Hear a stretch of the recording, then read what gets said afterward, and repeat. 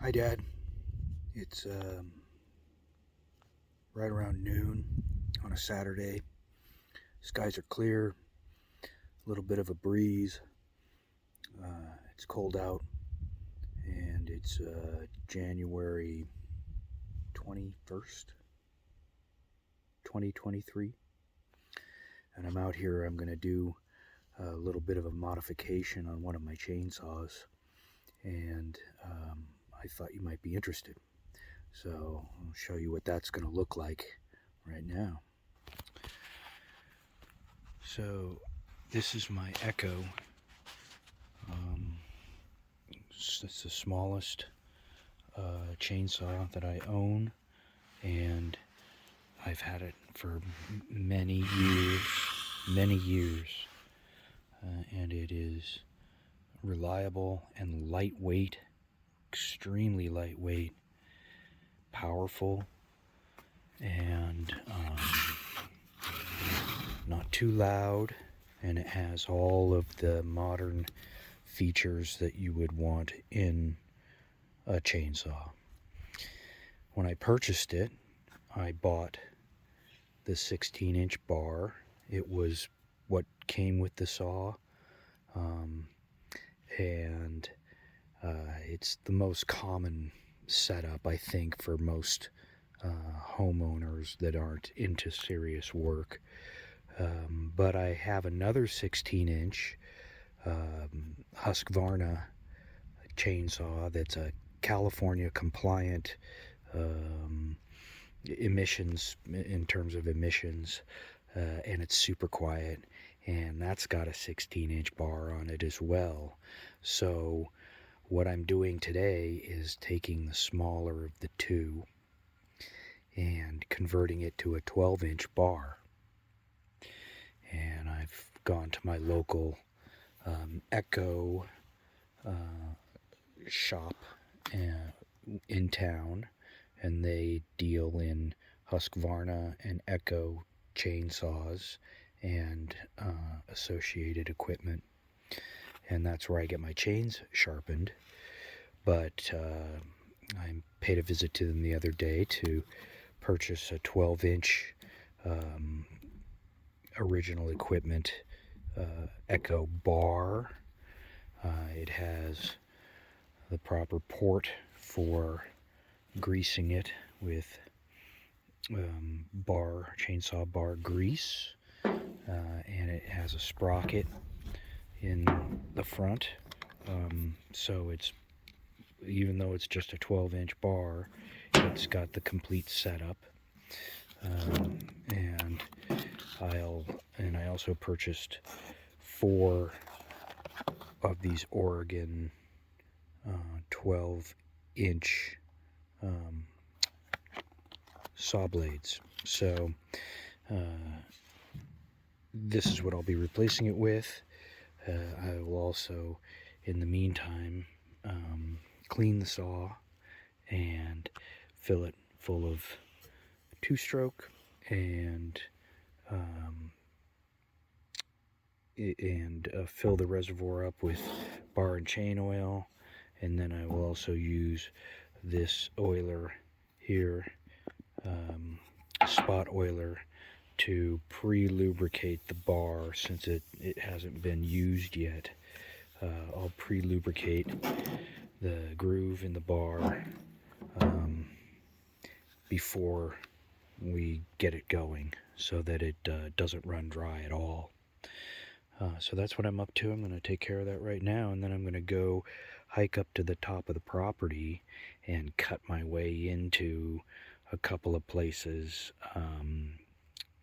near the creek. I discovered a awesome meadow area with a like a 7 or 8 foot tall waterfall that cascades through a rocky area on both sides of the creek that's really neat. So I'm going to go cut my way into that and make it more accessible.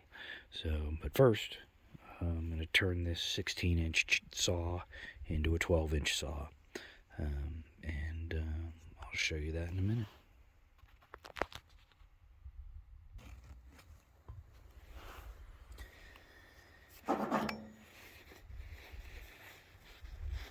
So I would normally, if I were going to flip the bar or replace the chain, I would normally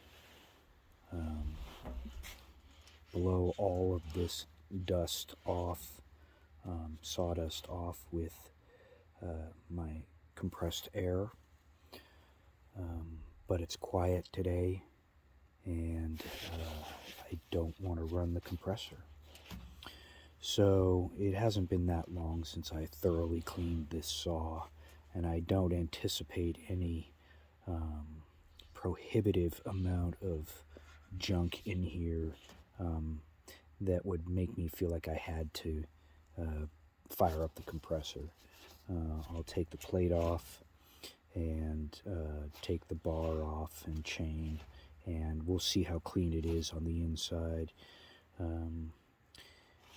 Whenever you replace a bar or take the plate off, move the bar, flip the bar, you should always make sure that the steel surfaces on the inside that mate up together do not have oil and sawdust in between them, because that will prevent you from getting a nice, strong, firm grip on the bar using these nuts. And you want to take full advantage of the strength of the materials and the mechanical advantage that you gain by compression here without having any kind of wood chips in there, compressible wood chips that will interfere with a good result. So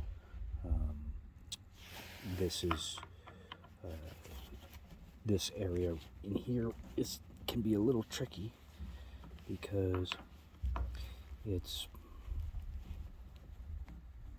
oh man, I really tightened those up. It's not necessary. At any rate, whew.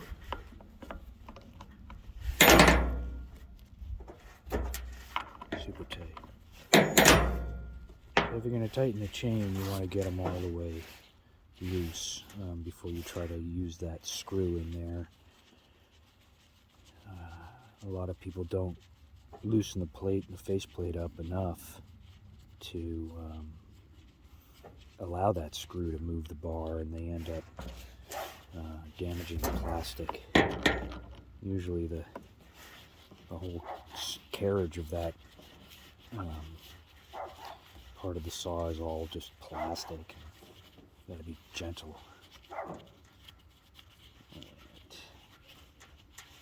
What are you barking at? Come down here.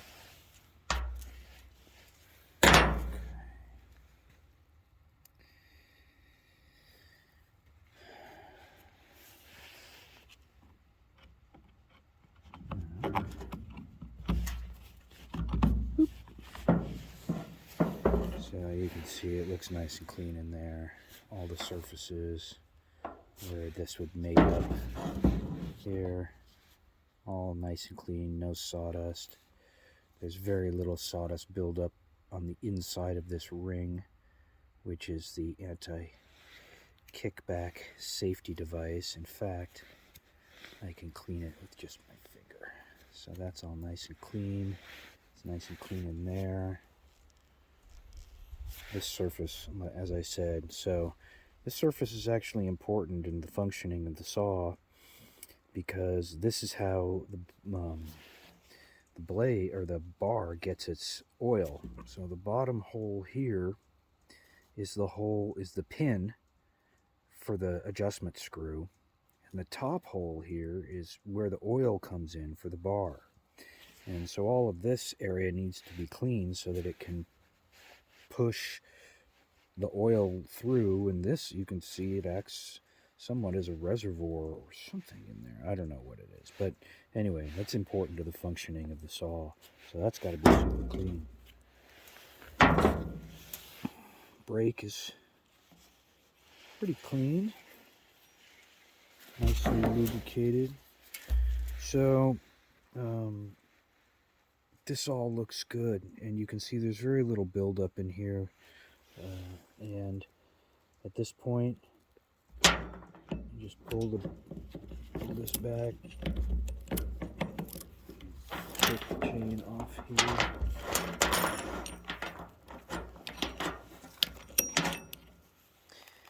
And I will put that back into rotation because it is not dull. And you can see how clean all of this area is from the last time I put it together. Even if you're doing your changes in the field, you need to take enough equipment with you to be able to clean all of this off before you put it back together, because if you've got any wood or anything in there, the saw will malfunction, and you won't know it until it's too late. So, saw is really looking really nice on the inside. Everything looks really clean. This is the exhaust fire retardant screen, which is clear, totally clear, and I've never maintained any of that, so it's really a very nice little saw. Okay, I'm going to shut the camera off and take my gloves off, and we'll look at the rest of the equipment here.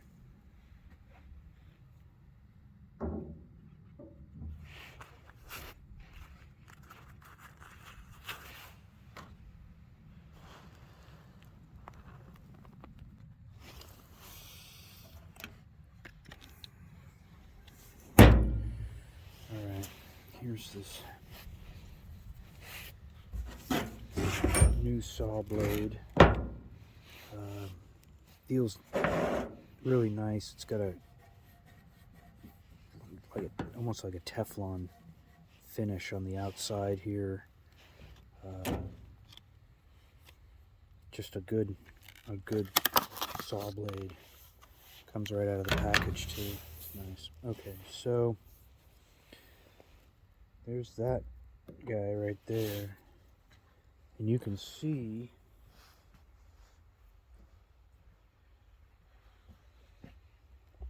that there'll be a dramatic difference in terms of the way the saw will handle making such a dramatic reduction in length. But I feel like there's enough fine work to be done that I can get more use out of having a 12-inch saw, a 16-inch saw, and a 26-inch saw, which is my other Echo, rather than a 26 and two 16s, one of which has less power than the other two. So I think it's going to totally change the nature of doing work with this saw, and it's going to make it easier to pack. I can throw it on the pack and hike it up to a spot if I need to, with the gas and the oil and all that, and not have to worry about lugging a 16-incher up there. So that's my justification for doing it. I think it makes a lot of sense. So I'm just going to take a minute and make sure this is as clean as I can get it. A bit of dirt there. Let's wipe this off. Okay. I do like to take a minute to, while I have access to it and I can see what's going on, get in here and clean this part of the saw too, because if you can't find this screw once you get everything put back together, it's a pain. So get that guy out there. Okay. So nice and clean. Nice and clean. And you can see right here, this vent here is the oil gallery for the bar oil, and it's going to come squooshing out here from the pump and enter the bar, depending on whether you have it flipped or not, in one of these holes in the top hole here, and the bottom hole then lines up with your peg here, and that's how it moves the bar in and out. So critical that all of this is clear, and that this, you can see liquid in here, and that there's nothing that's going to allow any dirt or sawdust to get in that area and plug up the oiler. And guys that change in the field, new bars, flip the bar, new chain, all that, if you don't instruct them on keeping the saw clean and giving them the proper tools to keep the saw clean, that's how they end up wrecking them. That's why you got whole divisions of the Forestry Service that go in and they buy 25, 30 chainsaws of the same kind of chainsaw that they always buy, and they buy them every year. It's ridiculous. A high quality saw with proper maintenance will last you a lifetime, but you got to give the guys instruction and continuing education, and then you got to give them the tools. You got to give them a clean place to work, and back of the truck or whatever, and the proper tools. So what I'm going to do now is use my bar grease, and this has not been greased, but there's a little hole here and there's a little hole here, and you squoosh a bunch of grease in there until it comes out the tip of the bar here, and then I'm going to pre-lube the groove all the way back with bar oil and mount it on the saw. So here's how this works. Squish it in there like that, and then it comes squishing out like that, and you can run these a little bit around and kind of try and get it all the way around in the saw. The gears go in this direction, and you can see all those teeth coming up now with grease. And then I like to come in from the other side too. So you can see right here, this hole shows grease as well. But I flip the bar, and then I come in and just do a little bit more on this side, especially if she's new. And you can see nice globs of grease everywhere.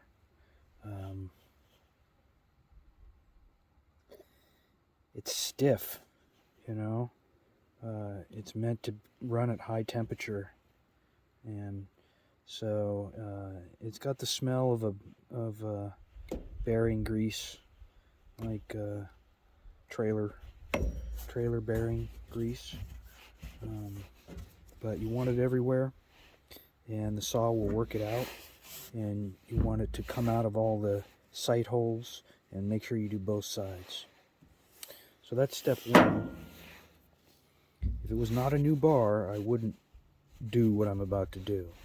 But step two on a new bar is to pre-oil the groove. I'll come in here, give it a little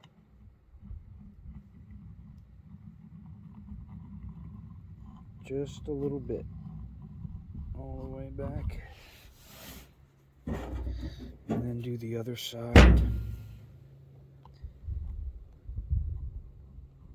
Doesn't matter where you don't have to do where the grease is. That grease takes care of the tip there. Oops. Get in here. I'm not filling it up. I'm just putting a a little bit. Okay. So I'm going to start this bar's life on this, in this direction, right side up. And because it's going in like that, I'm going to also lubricate this area, because this is kind of the well where the bar oil is going to go. And I don't want there to be like a dry pocket here. I want it to, as soon as it starts to push that oil out, I want it to find some more oil in there and create a kind of a continuous amount of oil. And same thing you would do if you were going to install a new oil filter on a vehicle. You'd make sure that the filter itself had plenty of oil. Same philosophy. Okay.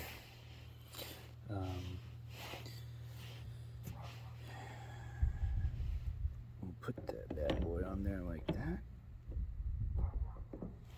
all the way back to the sprocket, and that can just rest like that, and that is ready to go. Okay.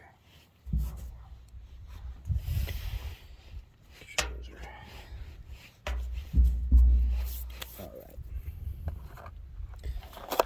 So my local guy, saw guy, likes the Echo bar.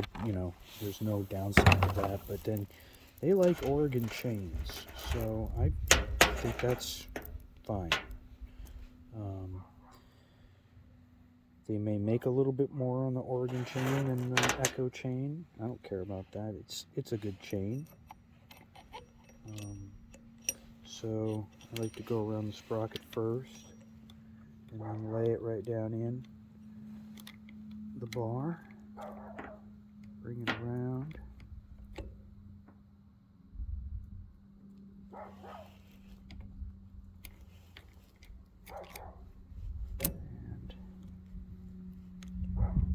That. Make sure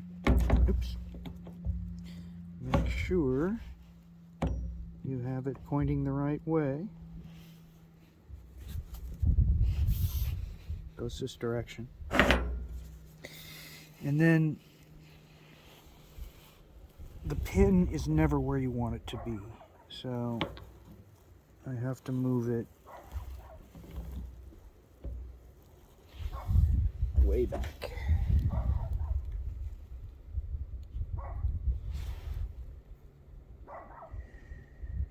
On this saw, backwards happens to be counterclockwise, which I think would be the intuitive way. At least it is for me.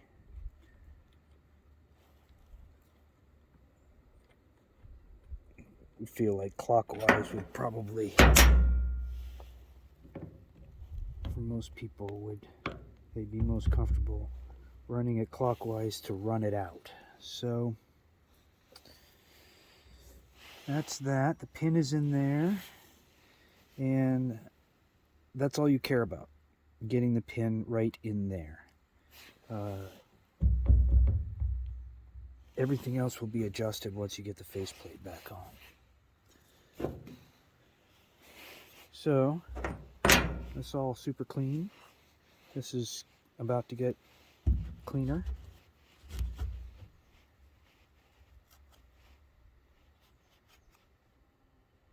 This saw actually has a tiny little bit of damage down here on the bottom. I don't know why.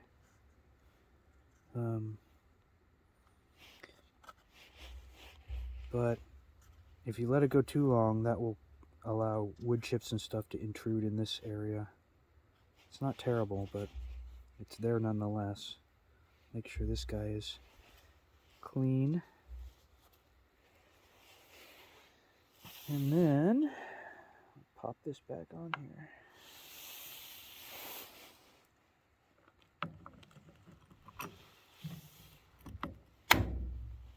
Okay. again, you got to make sure your guys in the field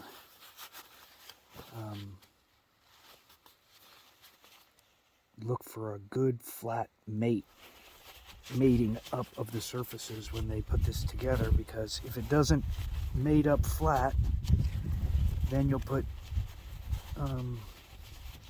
stress on the housing that it's not built for, and you won't be able to get these nuts properly tight.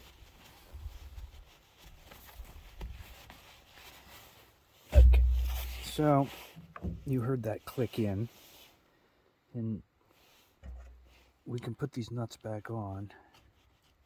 At this point, the nuts are clean on the back side, and this surface here is clean as well. So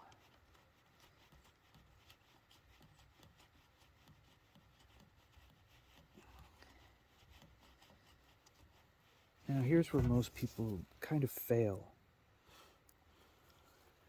to get the saw put back correctly. This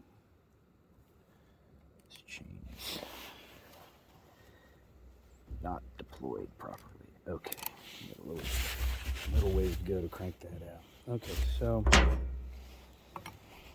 they go to screw it out with the screw, and they have these things too tight, and it's really hard on it. So you kind of want to make sure it will move. And then on this particular saw, it's clockwise to move the bar out, and you want to see it easily go moving out. Oops. Like,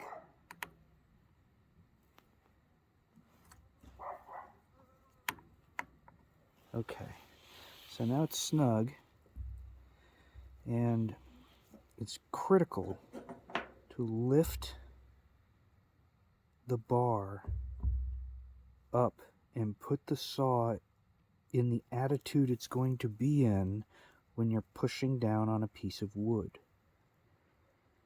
If you tighten it up properly with the bar down, and it's basically almost properly tight now with the bar down, and then the saw is put to work and you're pushing down, the chain is going to develop this kind of attitude, and this is not good.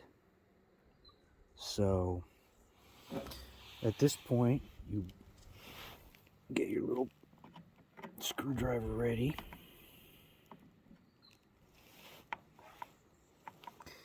and lift the bar and move it out.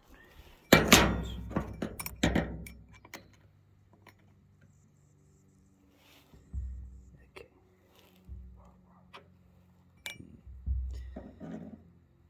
Almost feels to me like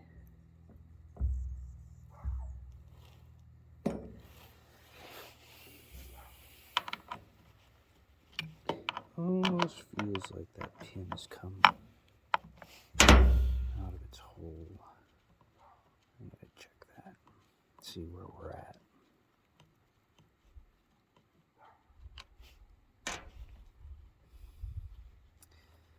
A homeowner style saw does not have a tremendous amount of longevity in its adjustment screws. So let's see what's going on here. No, still in there. Let's see if I can.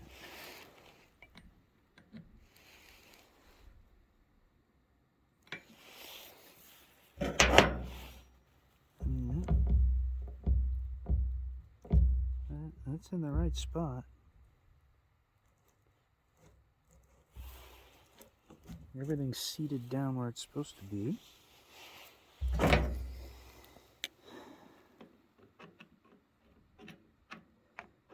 So, like I said, this is a little bit older chainsaw. But if anybody out there in the world wants to make, oops, a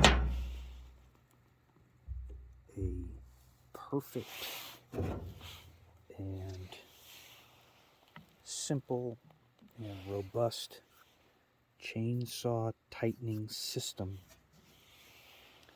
there's a market for it. Any of you young makers out there getting out of engineering school, just bought some radical software, whatever, you want to make a bar tightening pin screw device, go for it. Okay, so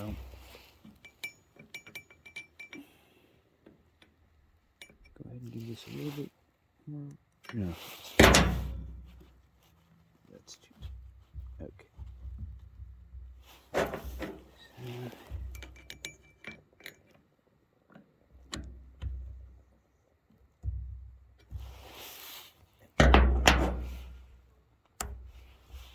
Now, that's pretty tight. Pretty tight. Yeah. Yeah.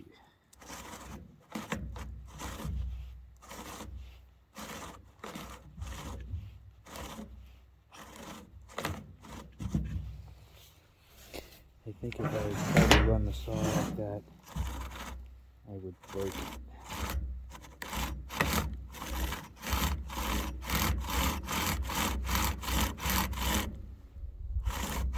Oof. Okay.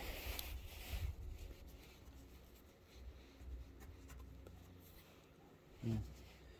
So, to me at this point, it makes sense to loosen it just a little bit. But I'm fairly certain that it will, it's gonna loosen up when it gets hot. Okay. Yeah, that's better. It's too loose.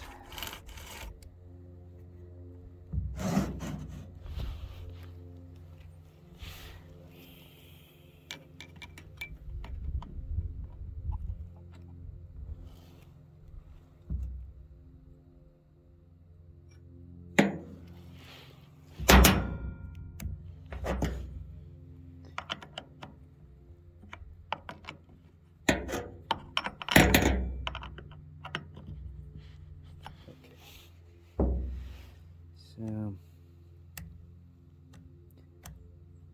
that feels awfully tight, but I can tell you right now that when this saw gets hot, that's going to get loose. So I'm pretty happy with that.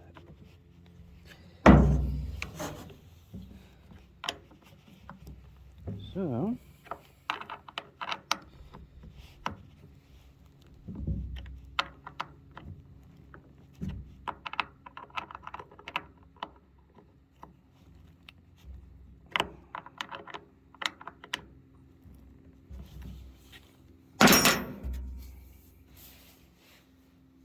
real nice. Next part is to check fuel and oil, but I think we're good there.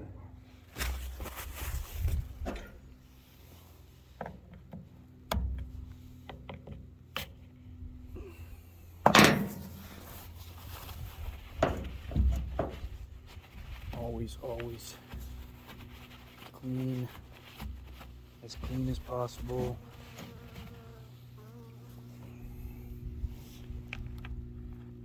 Open one tank at a time. This needs oil.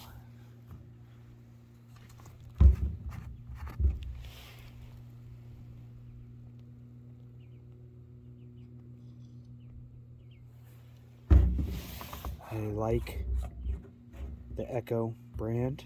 I buy it by the gallon and then decant it into these little quarts to make it more convenient. Never put engine oil in a as a substitute for bar oil, ever.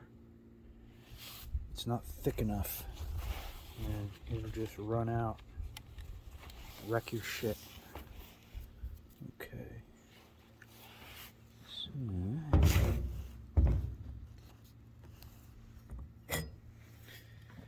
this is a 40-to-1 that I make up with Sunoco race fuel and red oil mix, and it works great.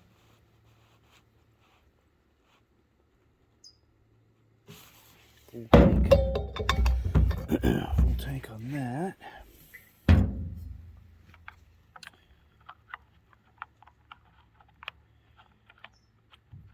Too much.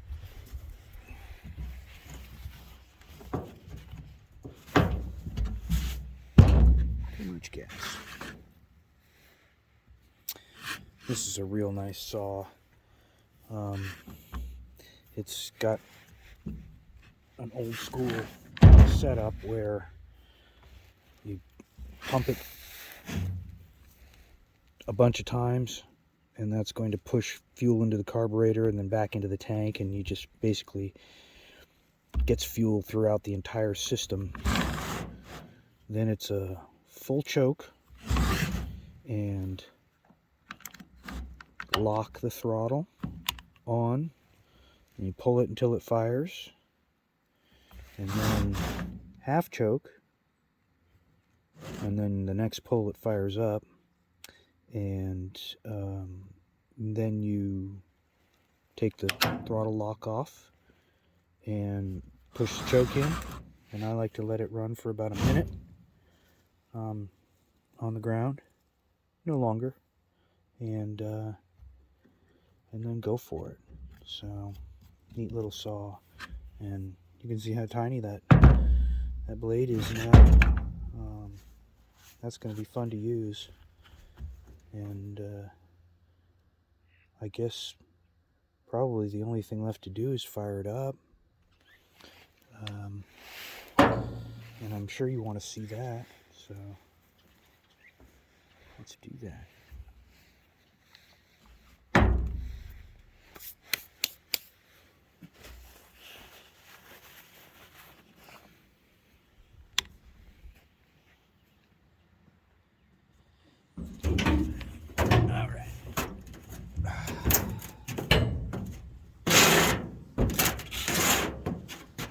So,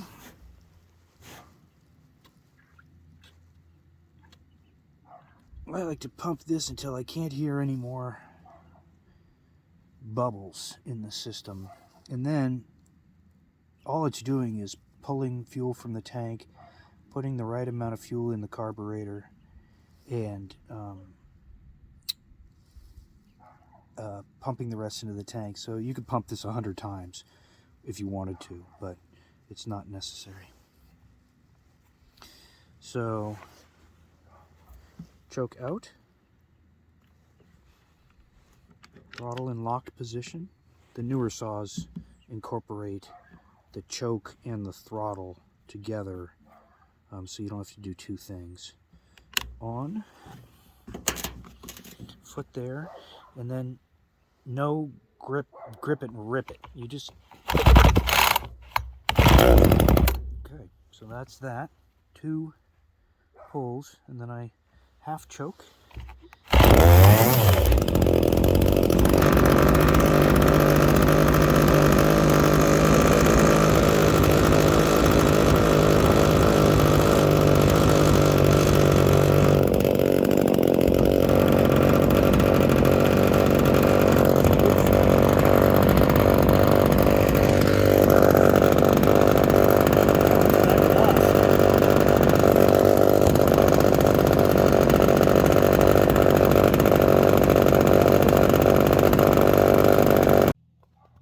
So that was hilarious. The back of my little Ford here does not make for a good tripod. So here's my little saw. You guys got to hear it fire up and do its thing. So this has been in storage, in winter storage, for a couple of weeks now. So that's pretty good operation, and I've got nothing but good things to say about that Sudoku purpose-built unleaded gas that's 100% gasoline, and they put their own stabilizer in it and everything. It's real good. They build it specifically for small engines, and then you just mix it with your favorite oil, two-stroke oil, to to make two-stroke. I've got both four-stroke and two-stroke small motors, so I buy it by the 5-gallon jug.